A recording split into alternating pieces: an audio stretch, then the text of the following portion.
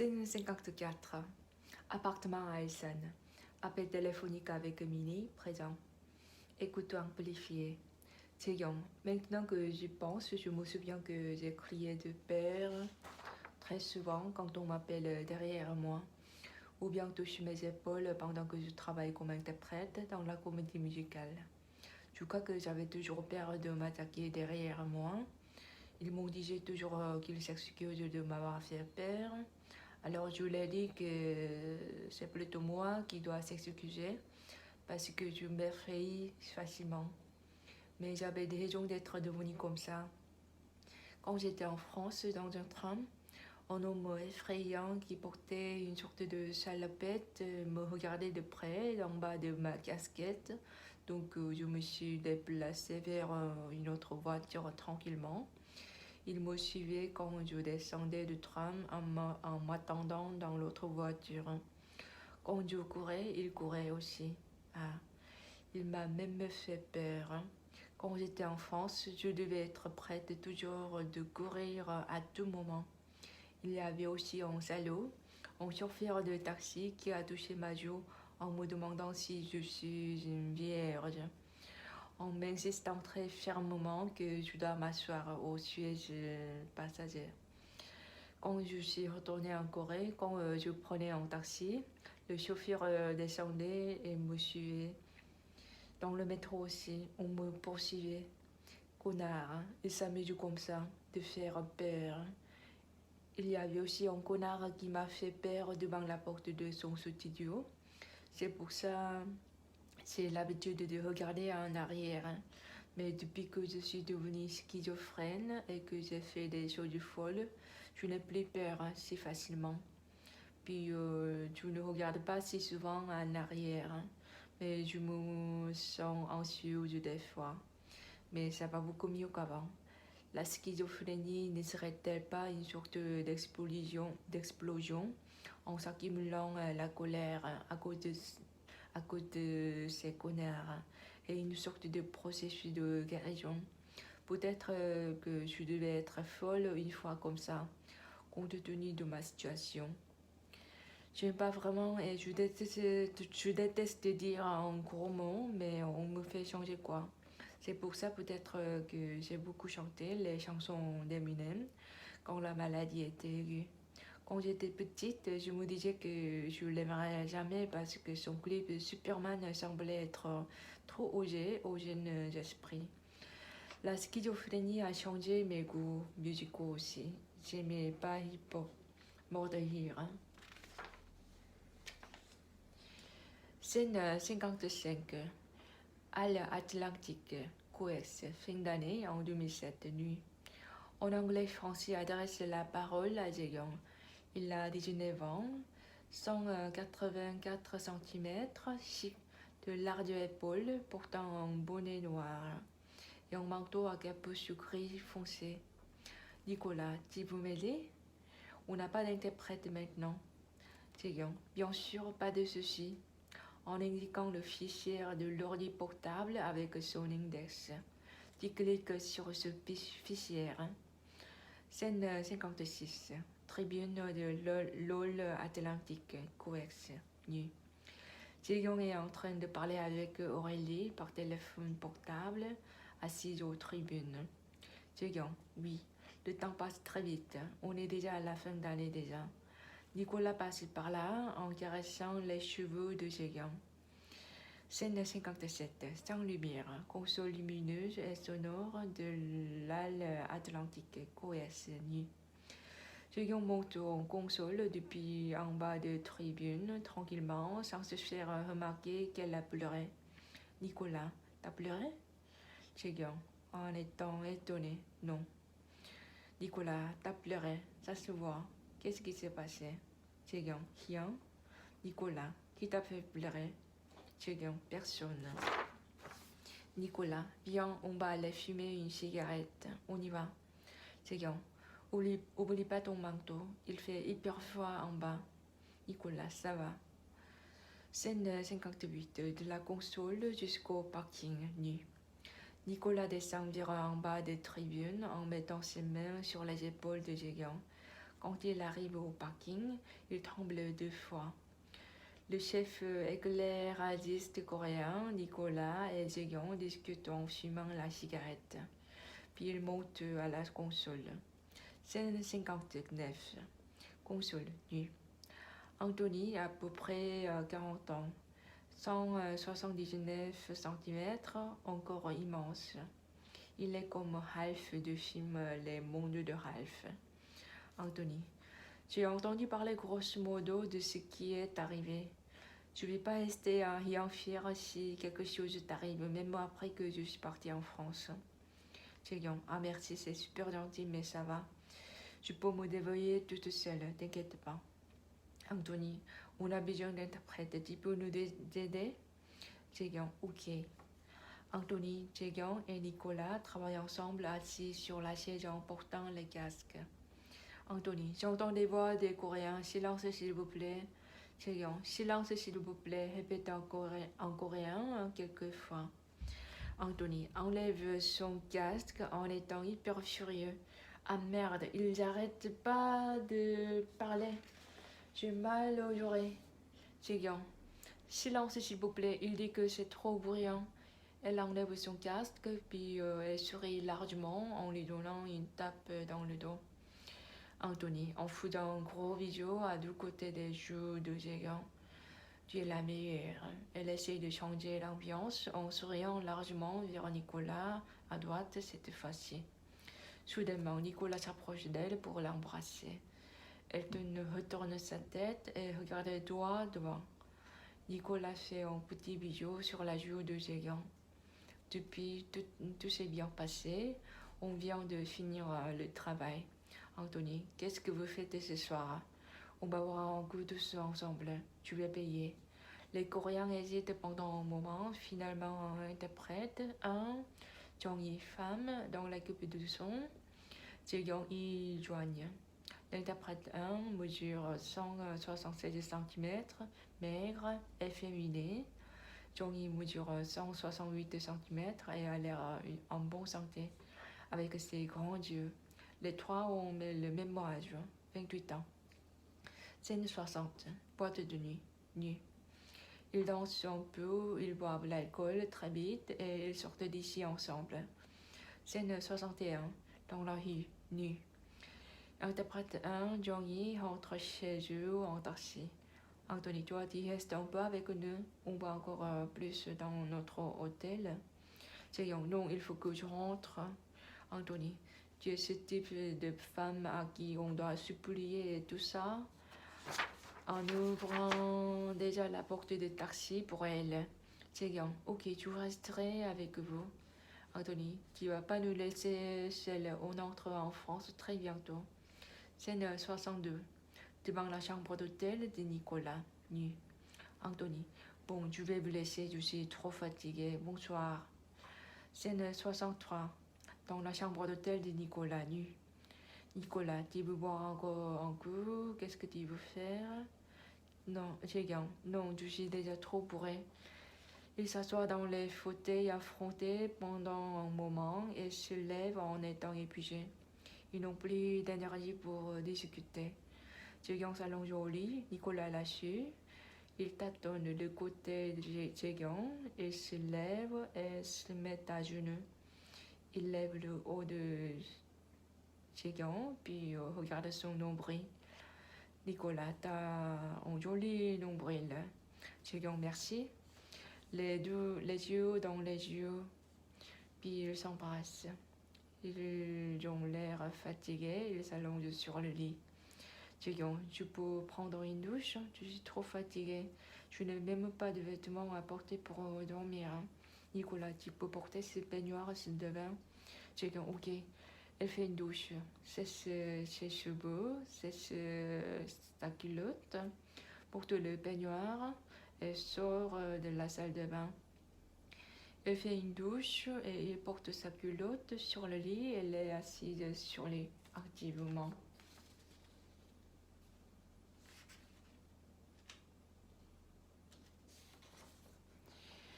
Elle se déshabille son peignoir. Elle commence à se le caresser. Il le rejette un peu, Elle commence à sucer son pénis un peu plus tard. Il éjacule sur le visage de Jaeyoung. Nicolas, désolé. Jaeyoung, ça va. Elle essaie encore une fois de l'embrasser. Il le rejette, puis elle retourne son corps et dort. Scène 64, appartement à Ulsan. Appel téléphonique avec Minnie, présent, écouteur amplifié. Jaeyoung, à ce moment-là, je ne savais pas si les hommes ont besoin de temps après avoir éjaculé. Je pensais qu'il pouvait avoir une érection et éjaculer tout le temps. Donc je lui ai sauté dessus en pensant que j'ai échoué. Parce que je n'ai pas le mot échec à mon vocabulaire. Je suis désolée. Scène 65. Dans la chambre d'hôtel de Nicolas, jour. Le jour se lève, il s'ouvre les yeux à peine. Nicolas, tu veux rester dans ma chambre ou bien tu veux venir à Coex avec moi? On a des problèmes techniques de l'éclairage. On doit le régler un peu. Ça prendra pas beaucoup de temps. Et après, on va faire du shopping un peu. Jaeyoung, en regardant le plafond, donc j'ai besoin de retourner chez moi. Nicolas, je retourne en France dans 2 jours. En regardant Jaeyoung, tu veux pas m'attendre dans ma chambre? Jaeyoung, en lançant des regards suspicieux, je dois me changer, j'ai rien du tout. Je dois me maquiller aussi. Nicolas, il regarde la couverture comme s'il est timide. T'as pas besoin de te maquiller. Jaeyoung le regarde très longtemps, puis ouvre ses lèvres. Jaeyoung, ok, je viendrai à Coex avec toi. Tu veux pas rester toute seule dans ta chambre? Scène 66, console de LOL Atlantique, Coex, jour. Nicolas s'allonge sur le sol, il met sa main sur le front, il ferme ses yeux comme s'il est fatigué. Nicolas, tu peux m'acheter un médicament à la pharmacie près d'ici? Jaeyoung, c'est quoi tes symptômes? Où as-tu mal? Jaeyoung, ah Nicolas, j'ai mal à la tête, c'est tout. Jaeyoung, ok, je reviens. Scène 67, pharmacie, jour. Jaeyoung, il a bu trop d'alcool, il a mal à la tête. Donnez-moi des médicaments, s'il vous plaît. Scène 68, console de LOL Atlantique. Coex, jour. Jaeyoung, tiens. Nicolas, merci. Il avale des médicaments, puis s'assoit sur la chaise. Interprète 1 est debout à côté de lui. Elle s'accroupit devant Nicolas. Elle met son poing serré sur la cuisse de Nicolas. Interprète 1. Mon Dieu, tu mets ta main sur sa cuisse comme ça? Embrasser, il doit aimer Nicolas. Nicolas couvre le poing de Jaeyoung avec sa main, c'est exactement dans sa grandeur de main. Il le regarde pendant longtemps de près avec une vive curiosité. Il se concentre au travail, puis finit son travail. Scène 69, dans la rue devant le grand magasin Galleria à Gangnam. Nuit. Anthony achète une jolie masque d'animal en peluche. Anthony, je vais acheter celui-ci pour ma fille, c'est joli, elle va être contente. Les trois marchent dans la rue, Anthony est devant eux, un peu loin d'eux. Jaeyoung souffle sur ses mains pour les réchauffer. Nicolas prend la main de Jaeyoung, mine de rien. Il marche, étant timide. Anthony retourne sa tête vers eux soudainement. Il est surpris qu'ils sont ensemble. Ils sont devenus plus timides. Ils tournent leur tête simultanément, chacun vers une autre direction. Anthony, je vais entrer dans ce magasin, j'arrive. Jaeyoung lâche la main de Nicolas. Jaeyoung, on y va ensemble. Anthony, ça va, à tout à l'heure. Nicolas amène Jaeyoung au bord de la route de l'autre côté du grand magasin Galleria. Il couvre les visages de Jaeyoung de sa main. Il l'embrasse et il l'embrasse très fort en les faisant pencher en arrière. Scène 70, le marché de Dongdaemun. Nu. Nicolas pose sa main sur l'épaule de Jaeyoung. Ils sont fermement attachés l'un contre l'autre. Ils prennent l'escalatoire, pour la descente en s'appuyant l'un sur l'autre. Ils s'arrêtent devant un magasin de vêtements. Le vendeur a l'air sympa. 176 cm, environ 25 ans. Nicolas, peux-tu me choisir mon manteau? Les femmes sont beaucoup mieux que les hommes pour choisir les vêtements. C'est bien, peut-être celui-ci? Nicolas, oui, je prendrai celui-ci. C'est bien, tu ne veux pas l'essayer? Nicolas, non, c'est bon. Vendeur, voulez-vous prendre celui-ci? C'est bien, oui. Vendeur, quelle est votre relation avec lui? C'est bien, je suis interprète. Vendeur, alors je peux vous inviter à sortir? C'est bien, pardon? En regardant Nicolas, il me demande s'il peut m'inviter à sortir avec lui. Nicolas, hésitant pendant un moment, bad boy. Séguin rit, le vendeur et Nicolas rient ensemble. Ils descendent au bord de la rue, en attendant Anthony ensemble. Ils s'embrassent et se fixent de regard. Une femme dans la voiture qui roule crie très fort, en klaxonnant quelquefois. Femme, elle crie très fort. Vous êtes très beau. Séguin, elle te dit que tu es super beau. Nicolas sait pas si qu'on va très bien ensemble. Scène 71. Dans la chambre d'hôtel de Nicolas. Il s'allonge confortablement au pied du lit. Nicolas, t'aimes bien le câlin? C'est quoi le câlin? Nicolas, hug. Je me sens bien quand je te serre dans mes bras. Jappe les chaînes de télé, regarde les films Seducing Mr. Perfect, interprété par Daniel Aîné. Il est très connu en Corée, il est né aux États-Unis et il parle pas bien coréen. Mais il est beau, Nicolas, comme s'il est jaloux, sérieusement, en regardant la belle maison dans la télé, c'est ma chambre. Ils sont à la tête du lit confortablement. Nicolas, veux-tu me marier?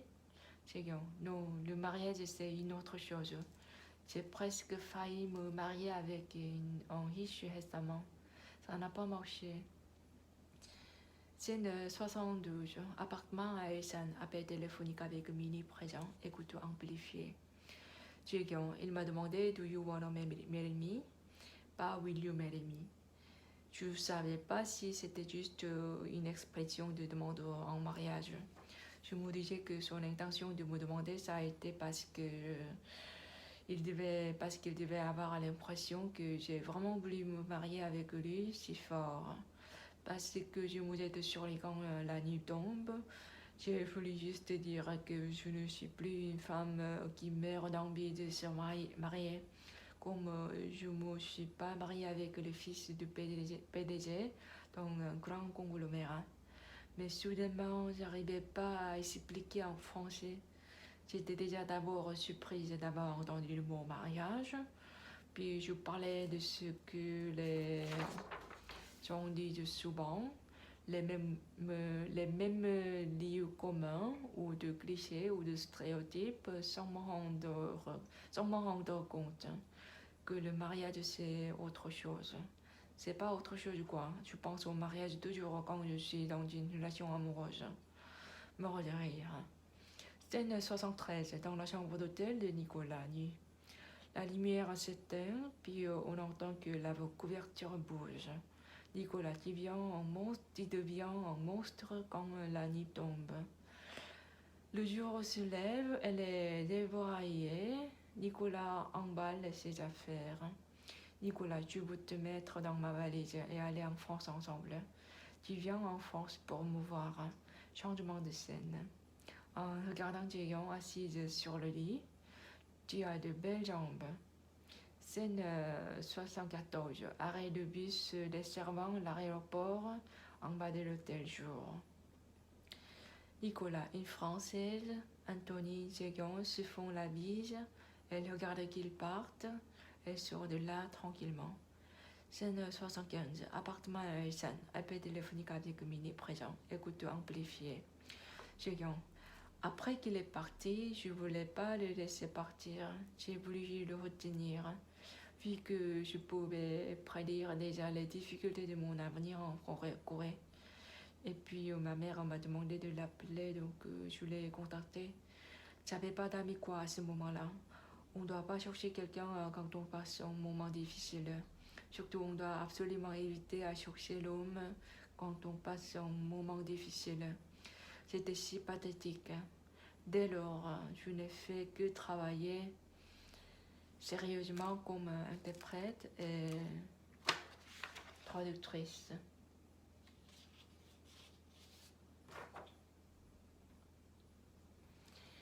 Sans sortir avec personne. Bien sûr que c'était difficile des fois parce que on m'a donné du travail à la dernière minute. Comme tu sais, ici en Corée, c'est très fréquent de donner du travail au dernier moment, sans le préparer à l'avance. On me demandait de leur sauver la vie sans préparer à l'avance. Même si je le refusais, ils s'insistaient obstinément de l'accepter. Des fois, c'était difficile, mais généralement, quand on me disait que je travaille bien et quand on m'a présenté quelqu'un d'autre, je me sentais bien et je pouvais avoir le sentiment d'accomplissement. J'avais trop de travail, donc je n'ai dormi que 3 ou 4 heures par jour et j'ai eu l'hyperthyroïdie et l'ergophthalmie, l'ergophthalmie ou les yeux exorbités à cause de ça. Mais j'étais heureuse quand même. Scène 76 chez Jaekyung Ailsan, dur. Jaekyung fait la traduction ardemment chez elle en écoutant la musique. Scène 77, Hôtel Renaissance, Séoul, dur. Salon commercial des produits de beauté bio. La française, elle semble stable et professionnelle. Le français, il est grand, propre, bien habillé, honnête. Il donne une bonne impression. Il porte les costumes propres. Exposant femme. Tu fais vraiment de bon travail. Tu ne veux pas travailler avec nous en France? Jaekyung, merci, c'est gentil, mais travailler comme quoi? Exposant femme, tu travailles comme nous. On va ensemble dans les salons commerciaux de plusieurs pays. Jaekyung, ça ferait plaisir. Mais je viens de m'installer ici en Corée. Je veux rester un peu encore chez nous. Mais je veux travailler avec vous en jour vraiment. Vous êtes cool. Scène 78. Appartement à Elsan, appel téléphonique avec mini présent, écoute amplifié. Jaekyung, après ça, entre 2008 et 2011, il y avait encore une autre tentative de viol. Je me souviens plus quand c'était exactement, mais c'était l'automne ou printemps. J'oublie très vite les mauvaises choses. Je crois que je lis vraiment bien les esprits des gens. C'est normal parce que c'est mon travail de m'occuper des gens. En fait, je savais que ces connards allaient provoquer un accident, mais j'espérais que ce n'était que mon intuition. Scène 79, dans un bar de Séoul nu. Jaekyung n'aimait pas beaucoup Sang-jin dès le début. Jaekyung n'aimait pas déjà son job narrateur modèle. Sang-jin gère maintenant des modèles, mais Jaekyung la voit parce que Sang-jin l'appelle. Mais Jaekyung n'aime pas surtout l'attitude arrogante de Sang-jin qui méprise les travailleurs à temps partiel.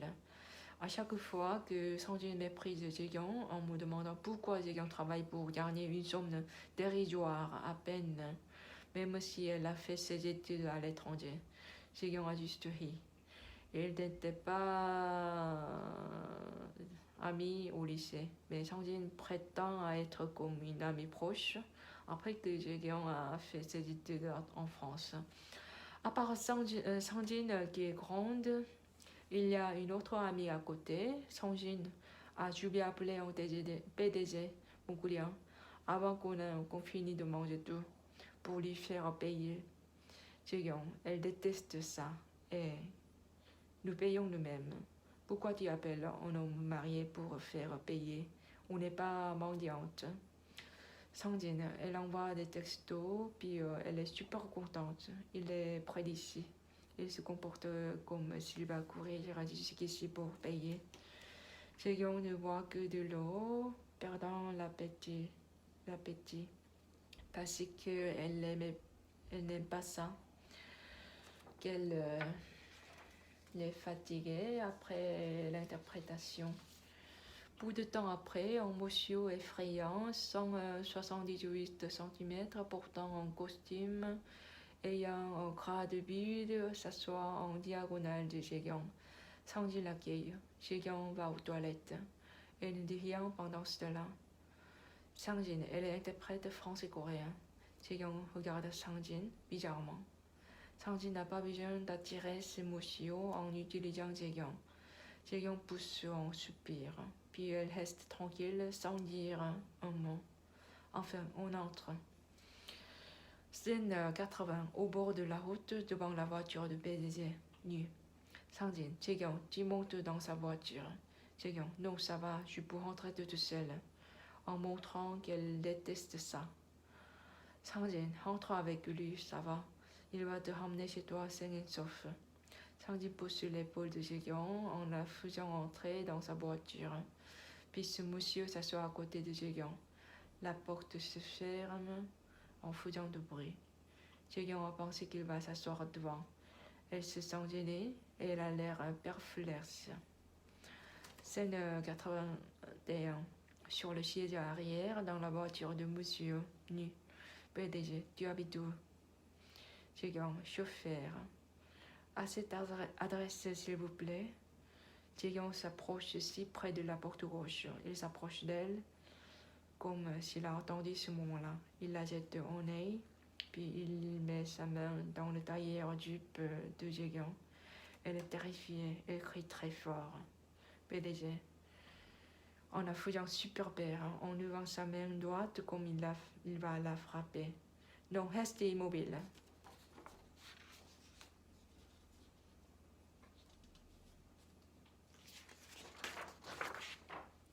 Jae-kyung s'accroupit, ayant peur si fort, serre les poings, les met sur ses cuisses. Il fait ouvrir largement les jambes de Jae-kyung, met sa main dans la culotte de Jae-kyung.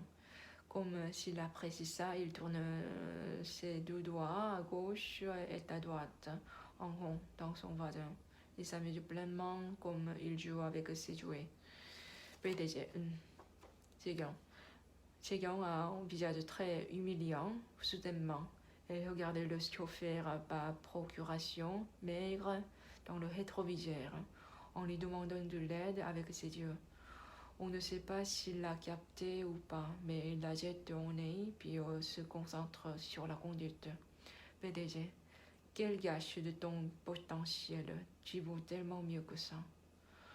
Jae-kyung se soulève dans la colère. Il n'y a aucune raison d'être vu ou traité comme ça. Pas ce genre de connard. Elle va super bien en faisant une carrière. Il semble qu'il met Jae-kyung et Sang-jin dans le même sac. Sang-jin qui utilise un homme marié en les faisant tout payer. Jae-kyung n'essaie que de trouver un moyen de s'enfuir de là. Flash cut. Si elle ouvre la porte, puis elle saute de vérifier la marche. Pendant qu'elle réfléchit à ça, elle voit un paysage familier. Enfin, ils arrivent devant chez elle. Jae-kyung précipitamment, en tremblant son corps. Arrêtez ici, s'il vous plaît. Scène 82. Depuis l'avant de l'appartement jusqu'à chez Jae-kyung à Ilsan, nu. Jae-kyung ouvre vite la porte de la voiture. Elle court à toute force jusqu'à l'appartement. Le PDG descend de la voiture, la regarde partir très longtemps en mettant ses mains sur les hanches comme il est super déçu. Elle jette un œil vite en regardant en arrière, puis elle court en ne regardant que devant. L'ascenseur est justement au rez-de-chaussée. Elle descend au 3e étage, après avoir appuyé sur le bouton d'autre étage. Elle entre tranquillement chez elle, ferme la porte et entre en pleurant à haute voix. On entend le son de tonnerre. C'est comme un coup de tonnerre dans un ciel serein. Elle se souvient plus si elle a eu l'impression ou bien si elle a entendu comme une hallucination auditive. Elle pleure devant la salle de bain, s'asseyant par terre.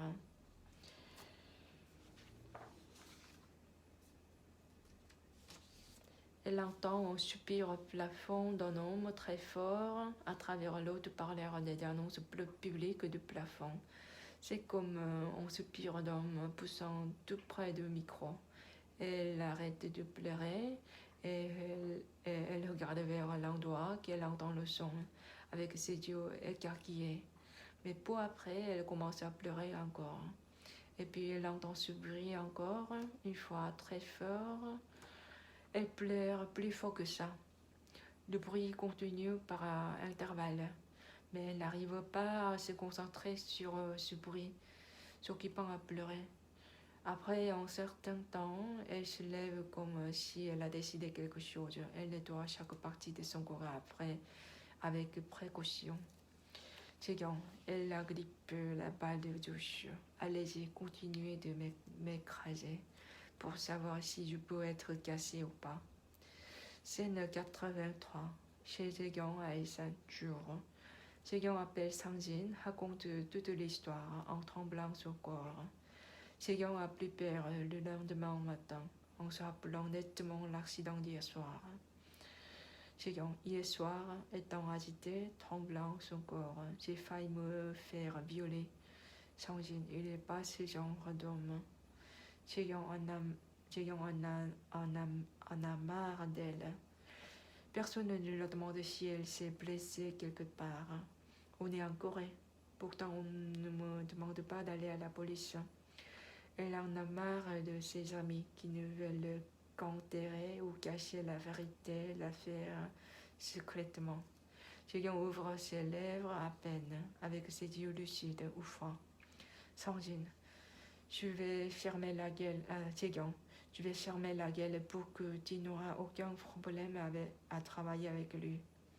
Scène 84, appartement à Essen. Appel téléphonique avec Minnie, présent, écoutant amplifié.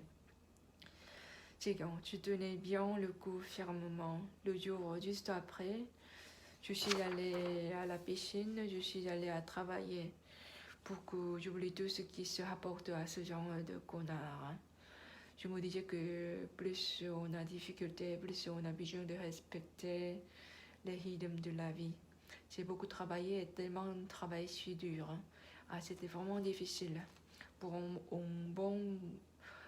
bon bout de temps, j'étais hyper effrayée quand je vois un homme qui porte un costume ayant le gras du ventre.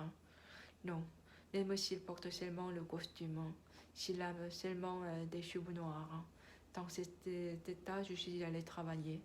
Il n'y avait que des hommes qui portent les costumes.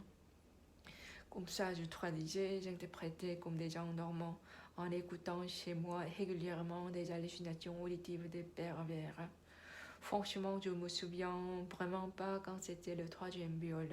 Je crois que j'ai vraiment voulu oublier follement. Scène 85, interprétation des réunions chez Samsung Electronics R3, SK Telecom Co Ltd, Mobile Communication R&D Center, LG Electronics INC, jour. Scène 86, interprétation des réunions au gouvernement métropolitain de Séoul. À l'hôtel de ville Dincheon, l'hôtel de ville de Yeosu, jour. Expo internationale de 2012 à Yeosu, Incheon Robotland, World Design Capital Seoul. Scène 87, appartement à Lisan, appel téléphonique avec Minnie, présent, écoute amplifiée. Jeon, et puis je vais à la boîte des foires, à l'exposition, au concert. Je suis allée à Platoon Kunsthal à Gangnam pour voir le DJ festival avec une amie. Un homme qui portait le costume me suivait partout sans cesse, en demandant à mon amie où est-elle. J'étais gentille avec lui au début, mais je portais un débardeur moulant. Il était bourré et il a fixé ses yeux sur mes seins. Il semblait qu'il va enfourrir son visage dans mes seins. Donc je l'ai regardé de haut, puis je l'ai regardé fixement en me disant que je vais le tuer. Il était hyper effrayé, s'enfuyait. À part que la schizophrénie était aiguë, je peux compter sur les 5 doigts de la main combien de fois que j'étais fâchée. Mais j'aurais peut-être un regard effrayant quand je suis fâchée. J'avais même pitié de lui faire peur, mourir. Scène 88, Heritage Hotel et Resort, Jeju, World Trade Conference 2010. Jour. Si on entre dans la salle de conférence, un occidental à l'âge moyen, un peu maigre, portant des lunettes, tire la chaise pour géant. Devenant un peu pudique, elle s'assoit sur la chaise. Elle lui dit merci, puis lui demande d'où vient-il. Elle finit son interprétation consécutive sur le podium qui se trouve à gauche de l'estrade sans incident. Puis retourne à sa place. Elle est bientôt entourée par les gens. Il la donne la carte de visite, elle aussi leur donne sa carte de visite. Une interprète chino-coréen, petite, qui a l'air sympa, adresse la parole à Jaekyung. Interprète 2. Vraiment bien joué. Vous venez de Séoul, n'est-ce pas? Vous avez beaucoup de travail à Séoul. Jaekyung, ah merci, je t'ai vu interpréter tout à l'heure, vous aussi bien joué. En fait, j'ai souvent beaucoup de travail en même temps. Quand c'est beaucoup, c'est beaucoup. Quand c'est peu, c'est trop peu. Journaliste 1, en donnant sa carte de visite. Moi aussi, je veux votre carte de visite. Jaekyung, ah oui, tenez. Elle lui donne sa carte, regarde la carte de journaliste pendant un moment, puis sourit vers lui. Scène 89. Devant l'ascenseur de lounge de l'hôtel Shilla Séoul, décembre en 2011. Nu. En français, une Française à l'âge moyen, Jaekyung et époux coréens sont devant l'ascenseur. Française, merci pour tout, vous parlez très bien français. Je peux avoir votre carte de visite? Jaekyung, merci, c'est gentil, mais je parle pas si bien que ça. Bien sûr, elle sort sa carte de visite dans son portefeuille, puis leur donne avec ses 2 mains. Tenez. Les portes de l'ascenseur s'ouvrent, le couple coréen et le Jaekyung y entrent. Jaekyung, au revoir. Coréen, see you. Les portes de l'ascenseur se ferment. Coréenne, ça veut dire que vous parlez bien français, non? Jaekyung, ah oui, vous avez compris ça. Coréenne, j'avais l'impression, je vais avoir beaucoup de choses à vous demander. Je vous appelle. Jaekyung, je vous remercie. Scène 90, appartement à Ulsan, appel téléphonique avec Mini, présent, écoute amplifiée. C'était mon dernière interprétation et puis en 2012, je faisais que la traduction. Je suis à la piscine presque tous les jours depuis que je suis rentrée en Corée. À part que j'étais super occupée. Même en Corée, même en France, en esprit sain, dans un corps sain, n'est-ce pas?